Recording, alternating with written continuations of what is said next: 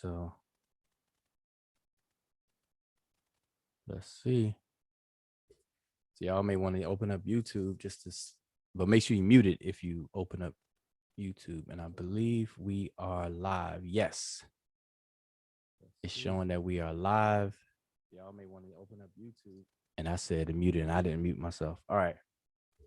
So we're live. Okay. So we're live. It's been a minute.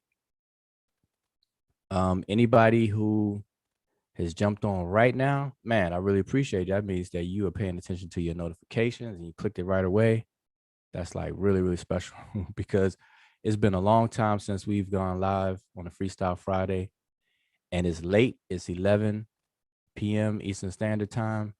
And when we were doing Freestyle Fridays on a consistent basis, we used to start at 9 p.m. So we're going to try to be consistent and get this rolling again. But this is a clear out of the blue sky, out of the deep blue ocean, whatever you want to call it. This is just, spontaneous freestyle. So if you know somebody who's interested in our Freestyle Fridays or whatever the case is, text them up, share this link so we can get this thing started for tonight. And we're going to try to be consistent in some form or fashion. Divine Words Wednesdays, Freestyle Fridays, and then maybe some other days. All right. So Divine Words Wednesday, if you all remember, that's when we used to slow the conversation down a whole lot and do basically presentations. We pick a topic and go in on the topic. And then on Freestyle Fridays, we would just have fun, testing our skills, what we know, what we remember, crowd participation, all the above. All right. And so that's what we're into tonight. All right. So I'm kind of rambling on right now, buying some time, see if people tuning in. But so this is your brother Wujao, and I have on the panel some people with me, and maybe you all can unmute yourself and just introduce yourself, let everybody know who's on the panel, and then we'll just jump in. What's up, everybody? I'm Sinet Monica. That's the Sinet Whoop Whoop. That's your nickname, Sinet Whoop Whoop. We gotta find the equivalent Ronnie Kimmon word for whoop. Peace. This is Sinet Mika.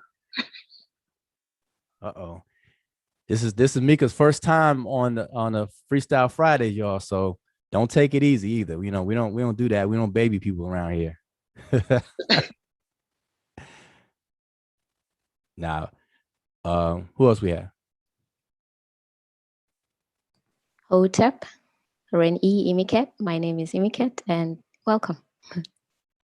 So one second before anybody else say anything, I noticed that the screen is not changing based on who's speaking. So let me figure that out real quick here.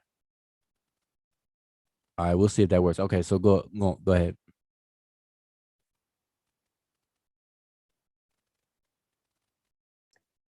Who else do we have? The fellas are shy. This is Brother Chris. All right, this is son Chris's first time on the Freestyle Friday on the panel. Okay, I see it switching now. All right, good. As well. So we got some fresh meat. All right. Who else? ETM Hotep. Welcome and peace, everybody. It's your brother June. I'm just jumping on the panel. I'm excited. It's like I just found out about this, and I'm really jumping into a freestyle. I just want to welcome everybody in peace. Hope you leave satisfied. Hotep. All right, Hotep. I think we all just found out about it. No, it's really a spontaneous thing, When you have your finger on the button, you just push it. So, all right. So that's who we have on the panel. And for all those who are watching, I'm going to say ETM Hotep, which means welcome and peace. Welcome to the channel, Seshu Ma'ani Medu Netcher. For those who don't know what that means, Seshu, you should know as scribes. Ma'a is the word for true, loyal, or real. And Ni Medu Netcher is of divine words. Ni meaning of, Medu Netcher, divine words. Some people translate it as words of God or God's words, etc. So Seshu Mani Medu Netcher, we are the loyal and true scribes, aspiring scribes of the divine words. All right. And so the whole goal is to raise an army of scribes. And the motivation behind being a scribe or aspiring to be scribal is the fact that when you're looking at any culture that you're not grown in and cultivated in at a young age, you have to become intimate. The only way you could become intimate and know the other culture or foreign culture to you is by way of its language. If you don't become acquainted with a foreign culture by way of its language, you will be handicapped. All right. And so we choose not to be handicapped and try to be informed as much as possible about ancient Egypt, or as people know as Kemet.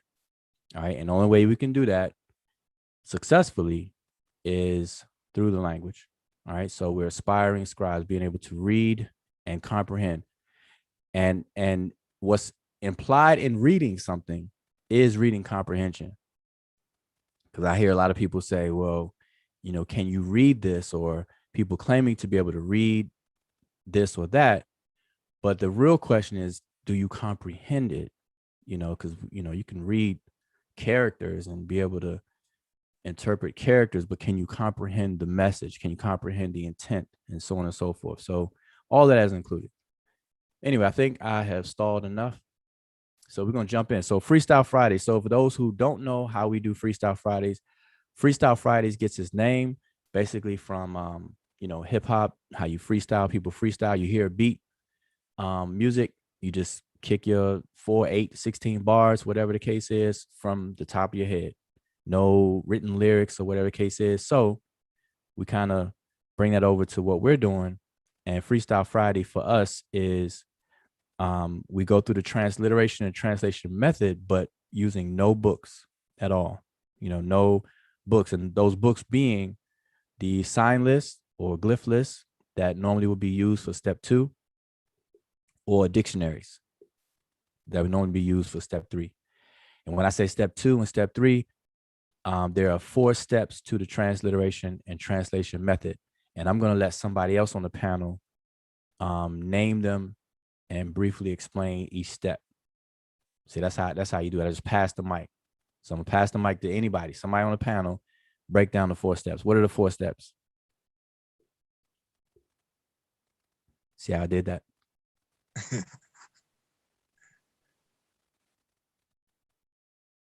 Oh, I thought Junior, I thought you would take it. Yeah.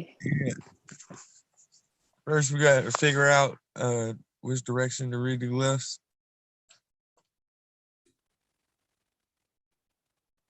And then step 2 is identify each glyph. Step 3, transliterate. And step 4 is come up with a translation, sensible translation. All right. That's absolutely right. So those are the 4 steps. And step 2, identifying each glyph, you would need a sign list. Step 3, to group the glyphs together to form words, to look them up in dictionaries, and obviously you need dictionaries. But Freestyle Fridays, we don't do that. All right. So on Freestyle Fridays, you know, you will see us just test to have fun. All right. So we're gonna try to do, you know, some participation. So I'm gonna monitor the chat. All right, but this is gonna be the image that we're gonna use. So I'm gonna change my screen over so everyone can see it. Hopefully. So let me know if it could be seen. So I get my screens all sorted. Can you all see it? We can see. Do. All right, so I think I'm just gonna lock it on my screen for the audience for now. And I think that should do it. I believe that should do it. That way, lock on me so we can see the screen. All right, so this is the image, and this is image of a squatting scribe. This is referred to as the statue of a squatting scribe, but this is the style of a scribal block. There's another scribal statue style where you see the scribe actually sitting with his legs crossed and a scroll in his lap. And so those are the two major scribal statues that you'll see, all right, as far as a variety. And so I'm going to blow the glyphs up.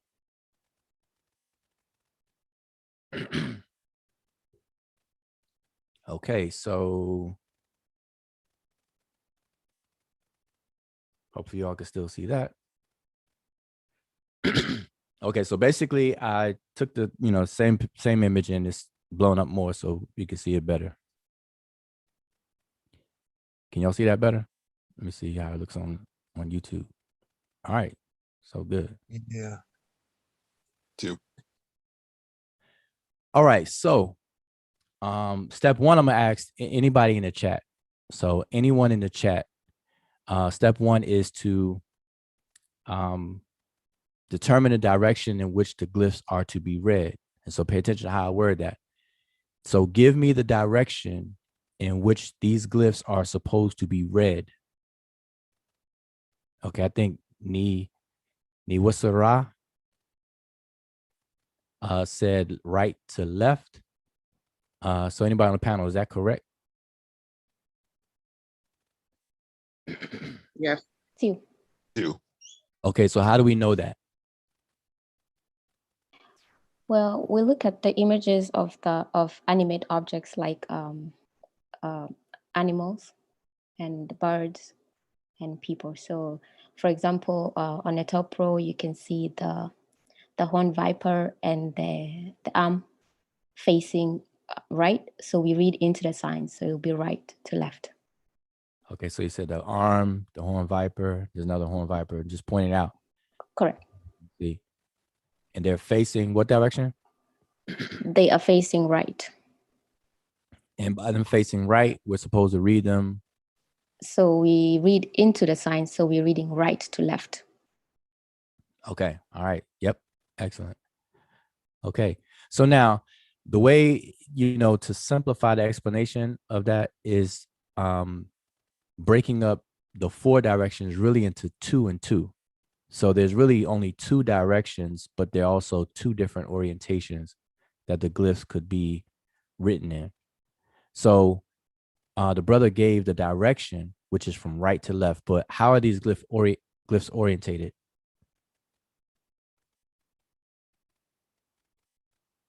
Are they in columns? So they are in rows as opposed to columns. Okay, exactly. So I want everybody to remember that. So we have 2 directions and 2 orientations. But if you hear other people talk about it, most of the time people say 4 directions. But that's not quite sensible when you say 4 directions. It's really 2 directions, either left to right or right to left. And then they're written in columns or rows. All right. Now you may see one inscription that will have all of the above, depending on what you're looking at, because a lot of these pictures, outside of them being statues, if you take a picture of a wall full of text, some part of the wall may be written in one direction, the other part may be written in a different direction, and then some of the text may be in columns and some of it may be in rows. So just keep that in mind, that depending on the figures in the image, the vignettes and things like that, the glyphs can change their orientation, and they're usually in the same direction that's associated with whatever figure or scene that relates to the text. Okay. And with that being said, another thing to always remember, never divorce text from the image that comes along with them. So when you see vignettes of scenes or figures in the picture, and you see glyphs above their heads or above and around them and things, never divorce the two. They always should be seen together. All right. The text usually tells you what's going on. All right. So don't allow people to try to interpret a vignette of figures and what they're doing without reading the text, because the text is going to tell you what's going on. All right. So now let's jump to step 2. That was step 1. Step 2 is to identify all of the glyphs. Now, obviously, we don't have time to do all of these glyphs, but here's a question for anybody on the panel. At this point, when a person sits down and attempts to go through the 4 steps that June explained, the transliteration and translation steps, what should that person have already memorized?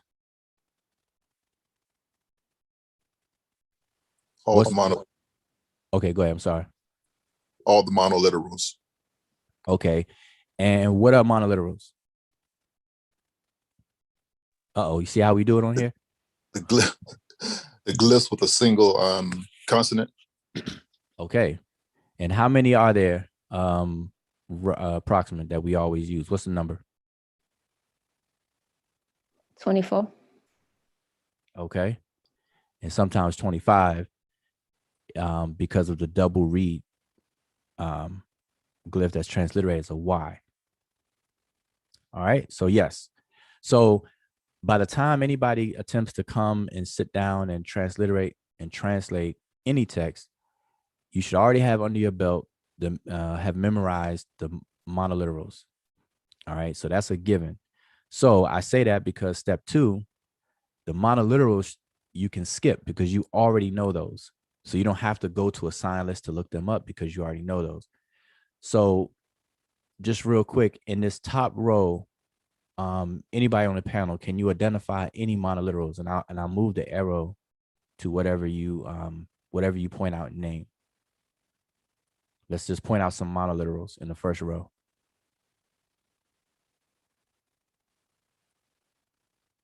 The bread loaf. Okay, that's here. What else? The Reedley. Yep, that's right here. Another one. Open mouth. Yep, that's right here. All right, one more. Not that there's one more in the first row, let's just do one more. Horn viper. Okay, horn viper is here, here, and here. All right. Okay, so that's the monolith. So those you should already know. Now, let's also use this first row and let's identify glyphs that are not monoliterals. Now, the glyphs that are not monoliterals, we usually summarily refer to them as multiliterals, but they could be biliterals, which are 2, which are glyphs that represent 2 consonants. Triliterals are glyphs that represent 3. Quadriliterals represent 4. Quintiliterals, etc. All right. So let's identify some multiliteral glyphs from the second row. From the first row.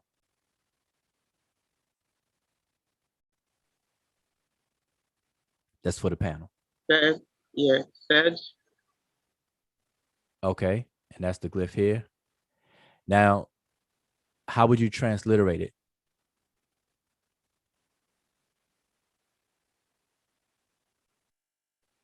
Yeah. I'm sorry, say it again.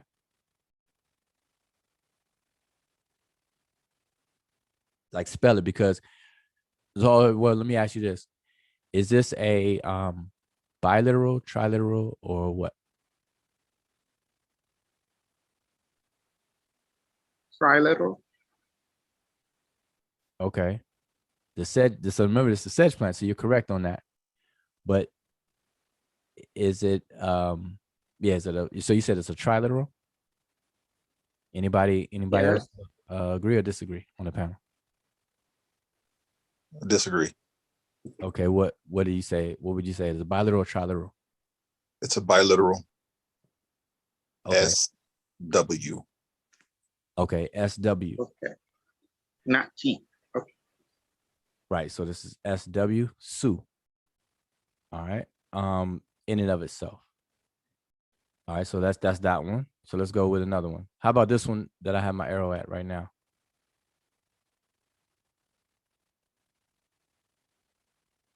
Oh, let me see, because I when I'm sharing, I can't see the chat. So let's see, who do we have in the chat? All right, so let's just see if anybody in the chat can get this one.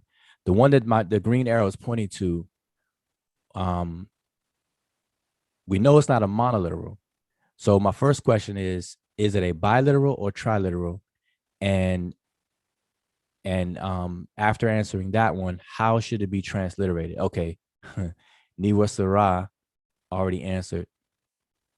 He said that it's capital HTP or Hotep. All right, which makes it a what? Bilateral or triliteral? That should be easy. So that's for him. I know it's a delay, so I'm sure he'll put that in there. All right, so let's do two more, and I'll let you all pick it. What? So Mika, I'm gonna call on you to pick any glyph in the first row outside of monoliteral. Identify any other one. The flat loaf. The which one? The flat loaf. Okay. All right. Which? Yeah, you lost me on that one. You say the flat loaf, the bread loaf. Your bread loaf, yeah. No, that's a monoliteral. So I'm saying anything, What, anything that's not a or monoliteral. anything other than, okay. Yeah. What about the game board? Okay, right here. So is that a triliteral or monoliteral? Try. I'm sorry. Triliteral or biliteral? Sorry. Oh, biliteral. A biliteral. Okay. To you, that's correct. Now how should it be transliterated? It's a biliteral representing what two consonants? MN. Okay, that's correct. Okay, excellent. All right. So someone else give me one more. Let's do one more.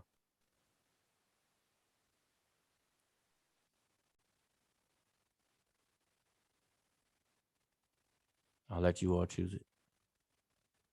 Okay, we could take the basket, Okay. and that's a biliteral as well. And the transliteration will be NB, neb. Okay. That's correct. Okay, so all right. So all right, I think that's good enough because we don't have time to do all of them. That's just a few, just to kind of show how this is done. All right. So now remember, we're doing freestyle. Excuse me. So we're doing this freestyle, without a book. And I recommend everybody to do this who's in the process of learning, to read Sesh, Medew, Netcher and deal with the language, Rodney Kimmett. Because what this does, it will always let you know your progress, and it will sharpen up your skills and what you become more and more proficient at. All right. Because at this point, you should already have the monoliterals memorized, but the more text that you do this exercise with, you'll start gaining memorization of bis and tris, biliterals and triliterals. All right. And you'll find yourself using the sign list less and less. All right. So, but that's enough. So now we're gonna move to, now you had to do that for all of these glyphs that you don't know. You look them up in the sign list. But now moving to step 3. Step 3 is the grouping of individual glyphs into a pattern that they should be a part of to form words. Okay. And so that step is going to take some other information or some other things under your belt. One of the main helpful things involved with that step is your understanding of determinatives. Okay. Determinatives are glyphs that do what its namesake suggests, which is helps us to determine the meaning of words. But now, reason why they're helpful for step 3, grouping glyphs into words, is because determinatives are 99% of the time they come at the end of a word. So the moment you can identify a determinative, you know that that's the end of a word. And it will tell you where one word ends and another word begins. So that's your parsing tool, for lack of a better name. Okay, so that's how and why that will help in step 3. So let's see. I want to see if we can identify a determinative. Now, not every word will have a determinative.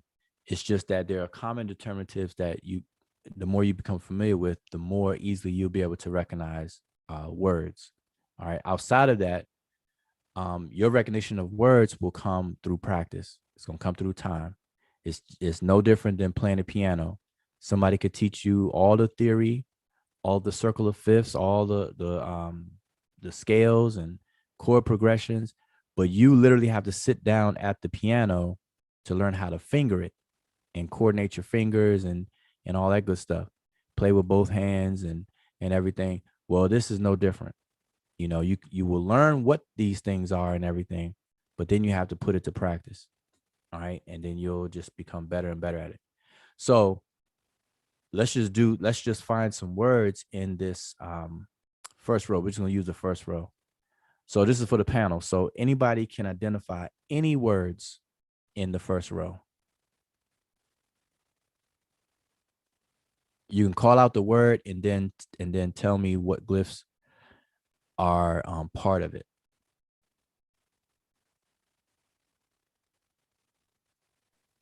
Pair.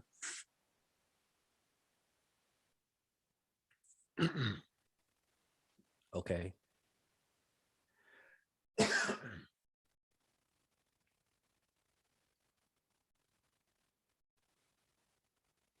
The house in the open mouth. Pair.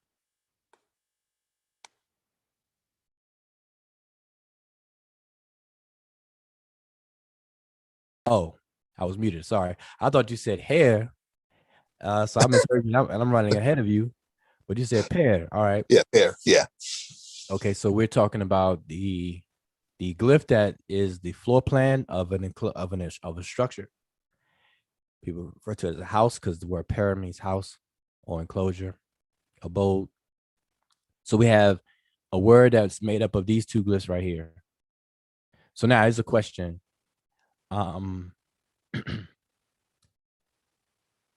What is it? Okay, so well, we're just identifying the words, but we're gonna kind of combine step 3 and 4 together. And that's what we always have to do on Freestyle Friday, because obviously, you know, we're not using a book to go through every word and then pull the meanings out of dictionaries and then combine those meanings to form translations. But so let's just give the word and then give what you understand it to mean. So what does pair mean?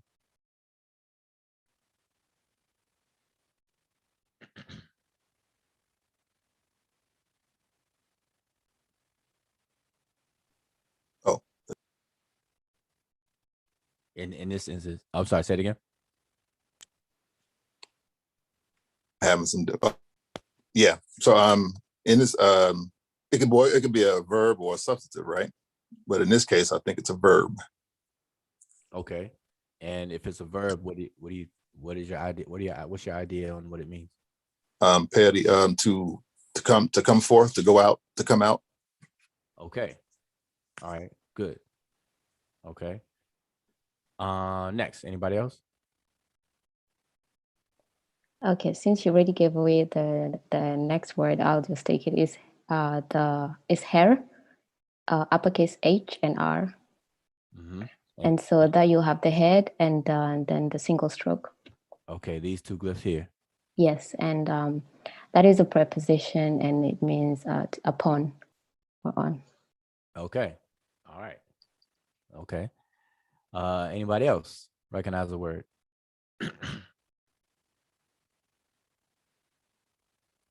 Now I can't see the chat, so you know if you're naming words in the first row, I mean, if you want to, go ahead and type it in, because YouTube archives the video and the chat along with it. So so have at it. Feel free. Yeah, in the chat we have from Newsray, we have Netcher, the word Netcher, and Okay, again, let me point that out. So here's Netcher. correct. And then we also have 3 words, Hotep D Nasut. Okay. And Now I want to stop here. Hotep D Nasut. So somebody in the chat gave that? yes, Okay, so my question, let me switch over to the chat. Let's see if I can see. Okay. Who said that? This is Sadiq A. Okay. So Sadiq, the question to you is, that's correct though. Hotep bin Asud is correct. But the way these glyphs are arranged, is this normal? Or is there a special name for the way these are arranged? Or what can you tell us about the way these glyphs are arranged for that phrase Hotep din Nasut? And I know there's a delay. So give you a minute to respond. But in the meantime, somebody on the panel think about another word that you recognize in the first row as we wait on Sadiq. And again, I want to let you all know that, we came out the blue with this Freestyle Friday. I really appreciate anybody who's tuned in live. And if you're watching as a recording archive, appreciate you as well. And make sure you definitely hit the notification or subscribe, first of all, and then hit the notification bell and put it and change it to notify all. Something like that. I think that's what it says. Okay, so Sadiq says honorific transposition. Okay, that is correct. Is there anything else about it?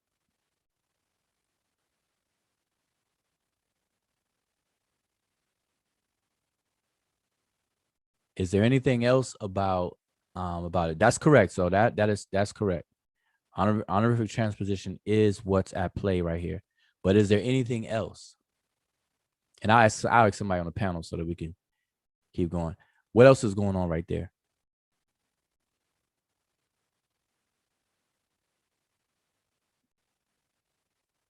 Anybody?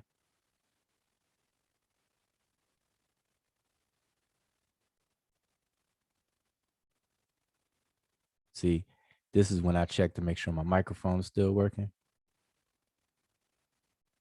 and I'm not cut off. When it's real quiet. no, we can hear you. I'm just trying to figure out what else is going on. Okay, so I'll let everyone know.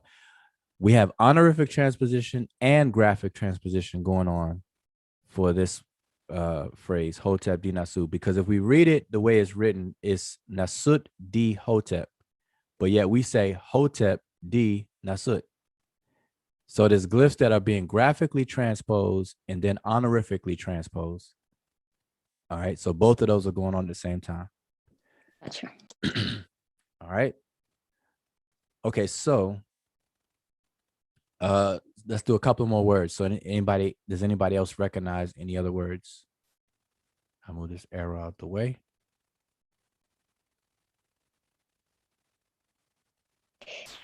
Yeah, so we have Tawi, the 2 lines, and that would be those 2 lines at the bottom. Yeah. Okay, we have Tawi. And what does it mean? 2 lands, the 2 lands. Okay, the 2 lands. But what is this thing about 2 lands? Why 2 lands? Isn't it Kemet? I thought Kemet was Kemet. Yeah, Kemet is is the upper and the lower, the Nile and the Delta, the unification of those 2. Okay, 2 lands. So 1 land would be okay, say it again. Upper and lower, or the Nile and the Delta. Okay. So the upper and lower. So upper was a land and then the lower was a land and then Tawi being those two lands. That's if I understand what you're saying. Yeah, the two lands. So we have the unification of them, or semi-Tawi. Okay. All right. Okay, good. So now I want to say something about that. That's why I asked you that question. And this is for everybody who's listening on the chat. Okay. So if you don't know this, then hopefully you walk away informed. So now usually you'll hear a lot of people refer to ancient Egypt as Kemet, one, and then you'll hear people say Tawi. So a lot of people are familiar with the word Tawi. A lot of people are familiar with the word Kemet, or we just some people will say ancient Egypt, to separate it from modern Egypt today. All right. Now, but also you'll hear a lot of people refer to ancient Egypt as the Nile Valley civilization. Okay, I'm sure everyone has heard that before, the Nile Valley civilization. Well, that is a problem. I mean, not a serious problem. It's a small problem to do that, because in doing that, we erase the harmony or being in line or in sync with what the land was actually called, what the area and kingdom was actually called. And so, as Emiket said, it's referred to as Sema Tawi, which is the unification of the two lands. And so it's abbreviated as just Tawi, the two lands. And that was one of the names of ancient Egypt. The other name that a lot of us are familiar with is Kemet. Kemet, the name Kemet came about from the 11th dynasty forward. So Kemet was not called Kemet until the 11th dynasty. Prior to that, it was known predominantly as Tawi or Khenu. And the word Tawi, as Imiket said, it is two lands. And so when we say the Nile Valley civilization, we're only talking about one, the valley, because the Nile is the river. And the river goes throughout the entire kingdom, all right, from top to bottom. It flows from bottom to top. And the valley is only one portion of ancient Egypt. The other portion is the delta. So what we should be saying, and this is what I want everyone who's listening to start sharing and remind everyone, we should be saying the Nile Valley and Delta civilization, not just the Nile Valley civilization. We should say the Nile Valley and Delta civilization. The same way we say upper and lower Kemet. We don't just say upper Kemet. No one does that. So we should be consistent and say the Nile Valley and Delta civilization when we're referring to ancient Egypt. Okay, so make sure you pass that on, pass that along. And I know it may be a little, what do you call it, annoying for some people, because we're so used to just saying the Nile Valley civilization. But when we know better, we do better. Simple motto: when you know better, you do better. That's just it. Okay. So we got to break that habit. It's a bad habit to say Nile Valley civilization. It should be Nile Valley and Delta civilization, which covers Ta Shemau, which is upper Kemet, and Ta Mehu, which is lower Kemet. Ta Mehu is the Delta. Ta Shemau is the narrow inhabitable areas. That's the valley. So the valley and the Delta. All right. So I just want to make sure I mention that. So any other word? Let's do two more words.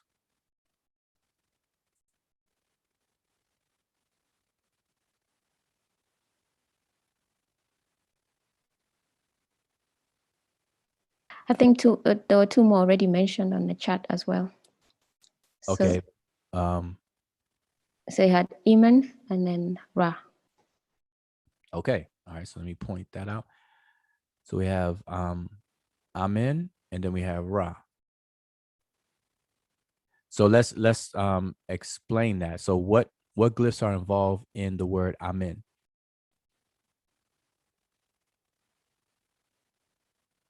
This for anybody on the panel.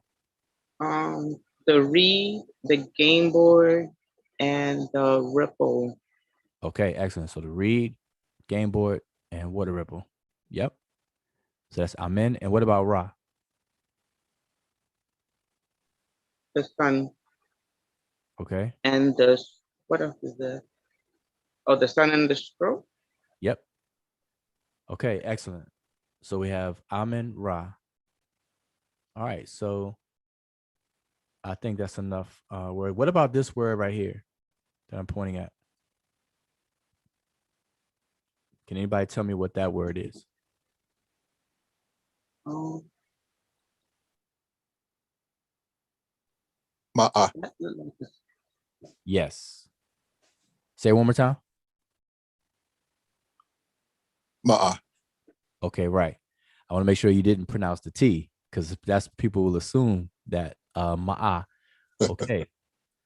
And that's pretty much how the word Ma'at with a T is spelled out without the bread loaf. Okay, Ma'ah. All right. And now I do want to say this. In pretty much every language around the world, there are homographs and homophones. And homographs are words that are spelled alike but mean something different. And then there are words, homophones are words that are sound alike but have different meaning. All right. So, and that pretty much exists in all languages. And so you have to be mindful and careful not to mistake one word when it should be something else. Okay. And this is a particular instance of it. Ma'ah. The assumption may be that this means true, or, all of the definitions people give to ma'at, true, reciprocity, balance, and so on and so forth. But there are other words that are not that word, but also spelled this way in the glyphs, ma'a. Okay, so just be mindful of that. All right, so I think that's enough. Now let's do a little extra credit by let's discuss a grammatical issue within the first row. So well, let's do a word. And I had to pick one that we could barely make out, but hopefully people can make this out. What is this glyph here, or what is this word right here at the very end? Does anybody know?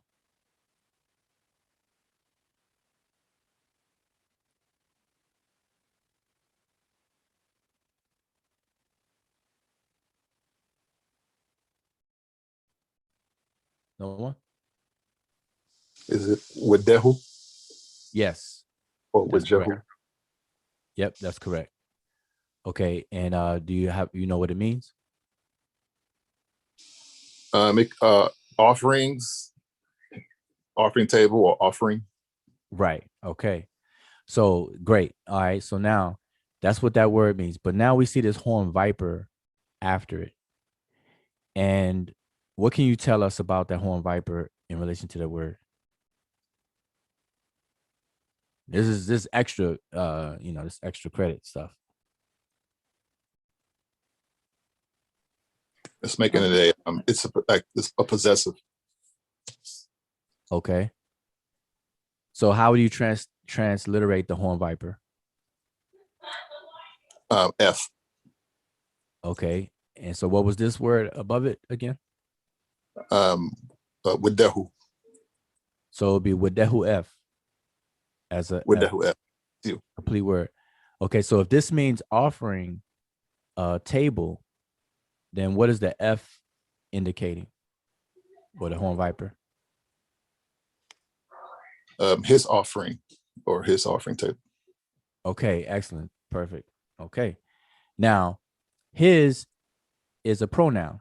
So how is the F, this glyph, functioning? What is the function of this glyph? What is it functioning as in this word? It's a suffix pronoun. Yep, that's correct. And when we say suffix pronouns have PGN, person, gender, and number. So what person and what gender and what number does this suffix pronoun represent?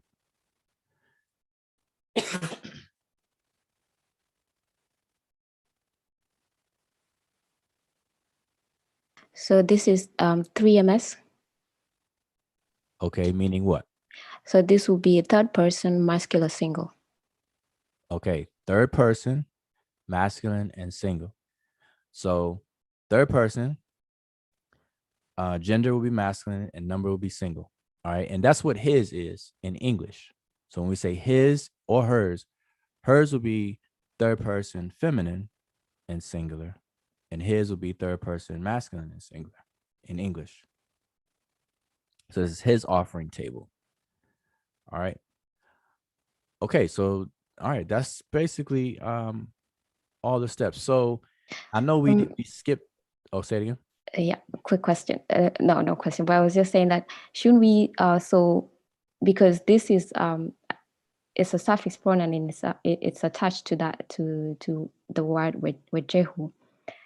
Shouldn't we be saying if you asked us like if we can recognize a word, so we would actually call the two glyphs as one word as opposed to saying Jehu as a word and then F as another word. That's correct. That's one word. Yep. That is one word. And to give an analogy, the same way in English, we wouldn't separate a plural ending of the S on the word books. We wouldn't say book as one word and then S as a separate word. We say books is one word. You know, it's the plural form of book. So this is a possession, third person suffix pronoun, which is attached to the word. So it's making this one word. So, and the key to that is whenever you hear somebody say suffix, it should tell you that it's attached to the word.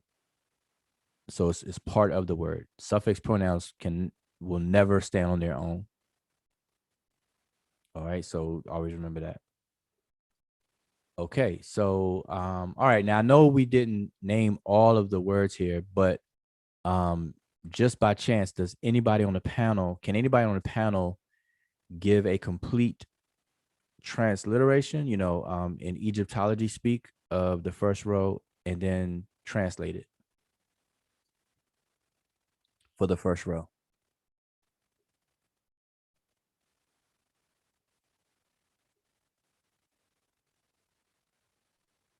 And that's open to anybody.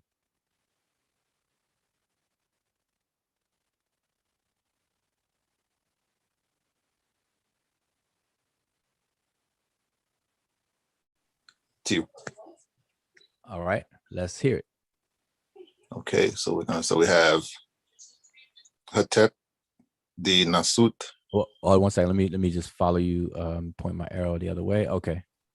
All right. I'm sorry. You start over again. So we have so Hatet the Nasut, Emin Ra, Neb, Nasut, Tawi, the Sejet, or Paut, Netcher F,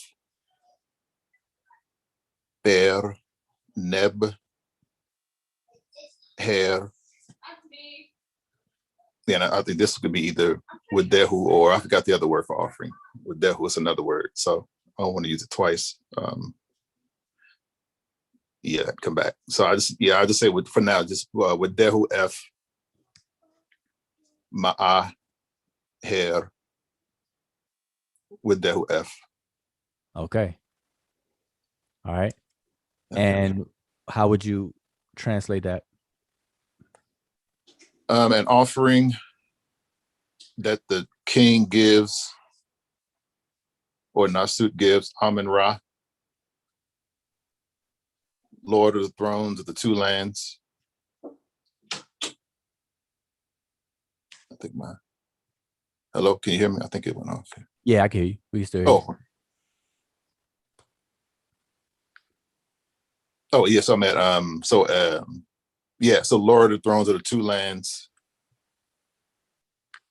His Pesejet. I want to say, who all come forth, who all come at his altar or at his offering table. Well, I guess to his offering table. Mm-hmm.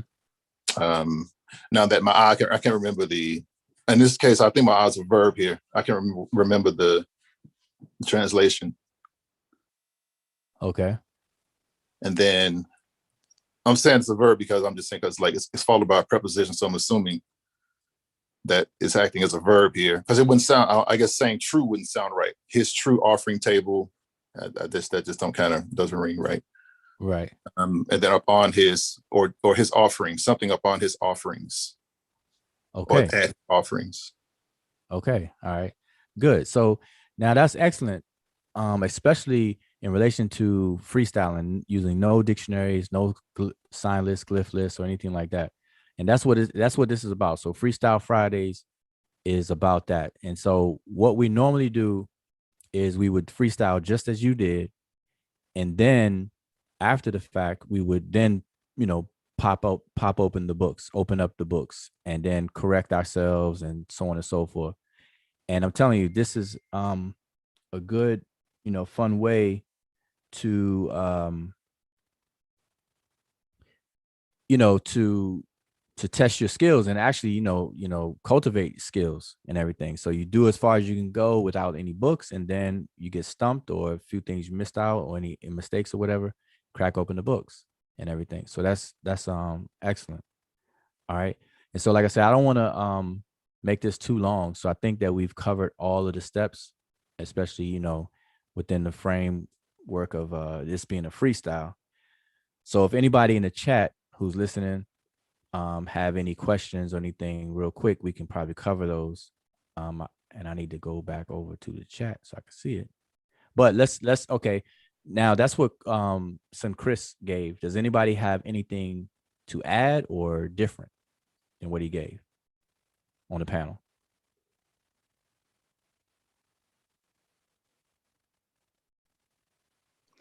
Nen, I think he did a good job. Okay. Okay. But I would also like to say that since you mentioned homographs and homophones, while he was reading, I noted that we had homophones. I guess in this case, we don't have the vowels, so we can't tell like if there are homophones in reality. But the nasut and the nasut with right. what we have would be homophones, I guess. Mm-hmm. That's correct. All right, that's correct. And that's a good point to make. The fact that the Sesh Medew Netcher, which is the hieroglyphic writing system, Sesh Medew Netcher, it didn't document, the scribes didn't document the vowels. So when we say homophones, that is a very modern, based on our modern Egyptological pronunciations of today. They may not be homophones at all, maybe totally different vowels involved in the word. All right. So that's a good point to make. But for all we know, we have to consider it being a homophone. And the whole point is to make sure we don't mix up words that we shouldn't. Okay. So that's pretty much it. Now we didn't have time to go through every row or anything. And, we just want to warm up and kind of get back into the flow. So I'm gonna keep it easy, keep it light on just on this first row. But so again, the first row, so let's just read through one more time. We have Hotep di Nasut, and we have Amen Ra, Neb Nasut Tawi, Pasejet F, Perneb, Her Kau F, Ma'a, Her Wedehu or Wedhu F. And together, as Chris said, it's an offering in which the king gives to Amen Ra, who is Lord of the two lands, and his divine nine is Pasejet. And let's say something about Pasejet real quick, or even Paut. It could be Paut or Pasejet. And until we investigate, we won't know the difference. But if it's Pasejet, the word Pasejet, it means 9. It's the number 9. And we have to understand that to the Remich, 9 was the plurality of 3. So it's like saying the plural of plural. And so the deities being 9 is the plural of 3. And so this is a way of them saying the company of Netcheru. So the Netcheru were grouped into different companies. There was groupings of them. Okay. And so this is the group of Amun-Ra that Amun-Ra is related to. So his Pasejah, his company of 9, divine 9. Okay. So just wanted to bring that to everyone's attention. And then and then all that comes forth. See, Per Neb is all that comes forth upon the offering table, his offering table. Then we have the sacrifice, because the word Ma also means sacrifice. Sacrifice upon his offering table. Okay, so that's what we'll leave, tentatively right there until we investigate, crack open the books and maybe correct something or not. All right. So does anybody have anything else to say? So I have a question. Yeah. Once before you were elaborating on the two lands being or maybe I'm just stretching here. The two lands being the east and the west sides of the Nile. Could you speak on that a little bit? Yeah. Well, I was saying that when it comes to Tawi, because we have another word, Idebwi, in the language. Ideb is the bank, the river bank, and Idebwi would be the dual form of Ideb. So we have two river banks, which the Remich saw their land broken up into like hemispheres. So we had the upper and the lower, and then we had the left and the right. So we had the Iabet on the left and the Amenet on the right. And it was the river cracked it, it was coming through the whole land. And so that's what I was referring to. And so the way that we could look at it is almost like, what do you call those? Domes that people live in, biospheres or whatever the case is. So the Delta gave a totally different environment and living conditions from the valley. I mean, there's an overlapping there, but the way the lifestyle in the Delta and the environment of the Delta was a little different than the valley. The Delta was more flat. It was at sea level. The further you get, remember, the Delta empties out into the Mediterranean Sea. Let me see if I can pull up the map real quick so everyone can see. So we have, this is just a portion of, and I can move this around, but this portion here is the what's referred to as Lower Kemet. Now, Lower Kemet does not mean low as in down on the map as far as directional. It means lower in terms of elevation. These are words related to elevation. So when you say Upper Kemet, it's talking about high elevation, not upper as in on the top of a map. And so people confuse that because people say up south, and that doesn't make sense. North is up on the map. The cardinal points are fixed. North is always up on the map.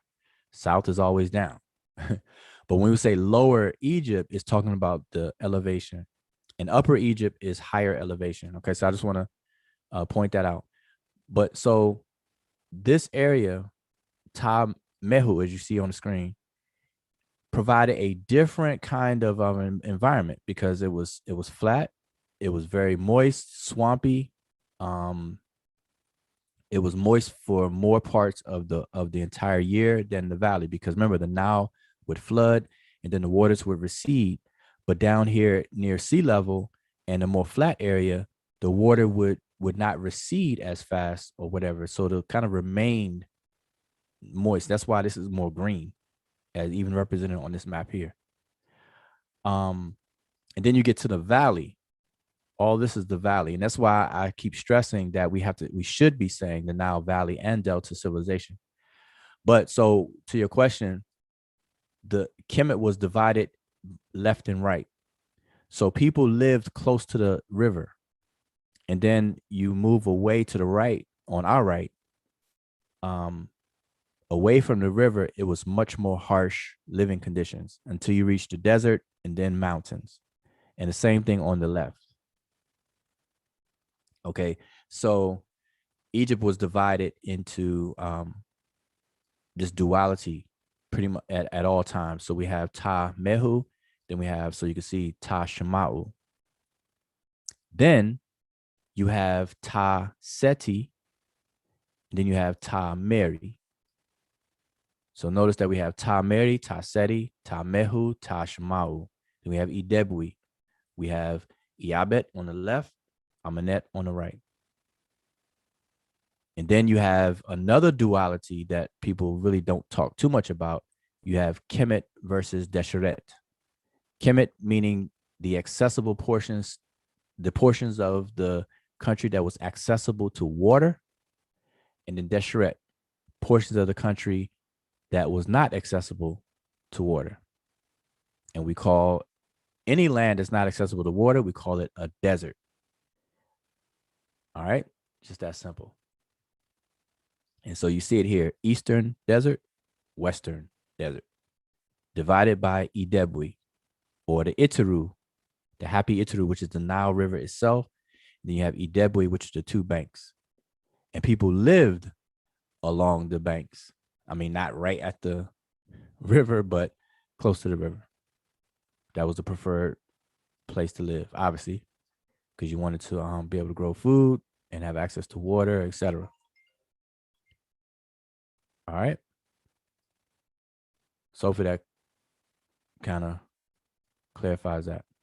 So remember, the Nile Valley and Delta civilization. Dua. Yep. Any other comments or questions before we wrap it up? Was anything said in the chat? Let's see. Sadiq, offering King gives to Amin Ra.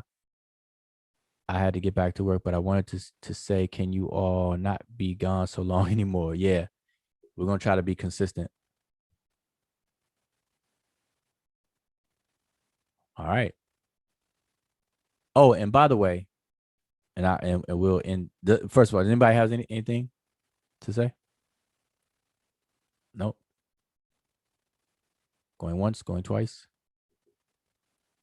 Okay, so the last thing I want to say is along those lines, Ta Mehu. Okay, Ta Mehu is Lower Egypt. The word Mehu means it carries the meaning of being low, submerged, etc. Even the feet, because our feet are at the bottom of our bodies, right? So it has that connotation of being low.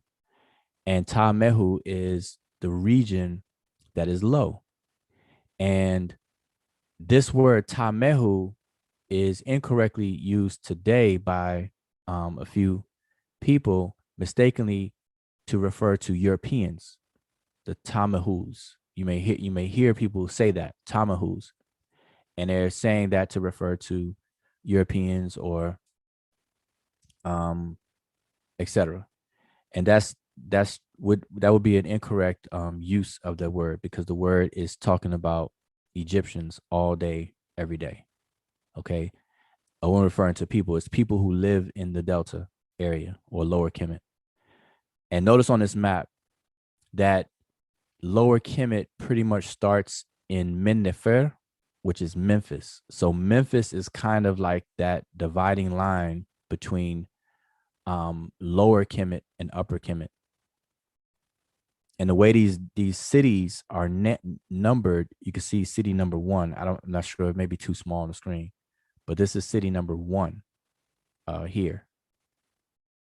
Okay. And then we have 2 over here. I don't see, 3 is way over here, then 4, then 5, 6, 7, and you can find them. And there's 20 what they call nomes in Greek, but Sapat or Sepwut in Rani Kemet.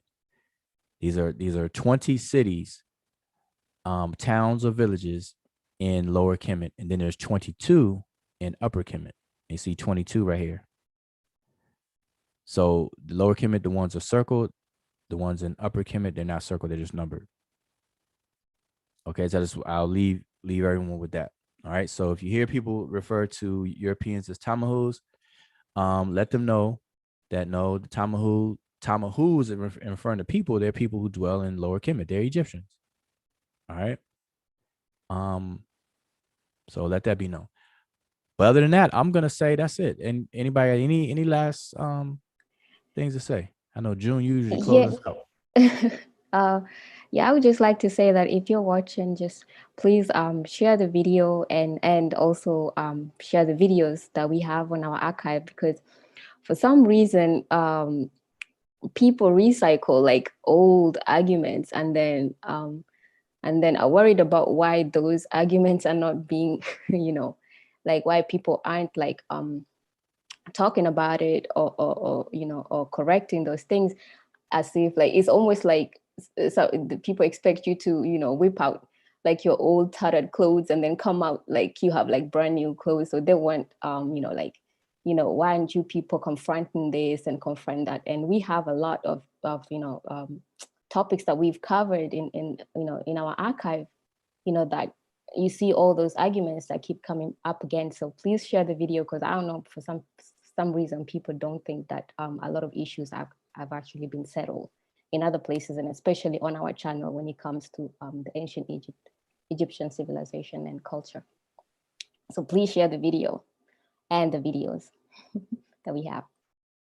Yep. And I'm glad you said that, because that reminded me, and I should have said this earlier, that I'm starting a new beginners class group for live sessions. So if you're interested in learning Sesh Netcher, Ronnie Kemet, register at sabauniversity.com.